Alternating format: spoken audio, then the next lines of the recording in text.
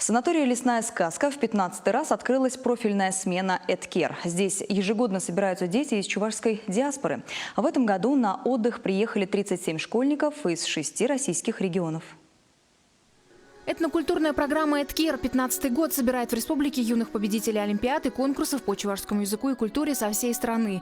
Сюда ежегодно приезжают дети из Тюменской, Ульяновской, Саратовской, Самарской областей, республик Татарстан и Башкирия. Я приехал в этот лагерь из Ульяновской области, у нас чувашское село. Я там ездил на конкурсы и благодаря конкурсу приехал в этот лагерь. Программа пребывания в лагере очень насыщенная. Каждый день посвящен определенной теме.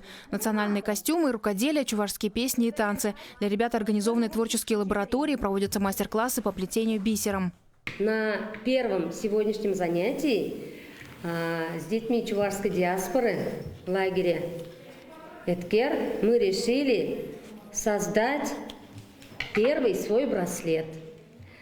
Мы цвета выбрали те, которые любит чувашский народ. Это красный и желтый цвета.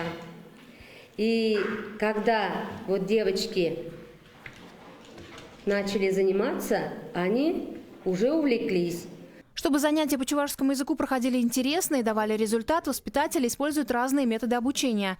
Например, книга Калаха написана в виде комиксов, а не как обычные учебники. И это нравится детям.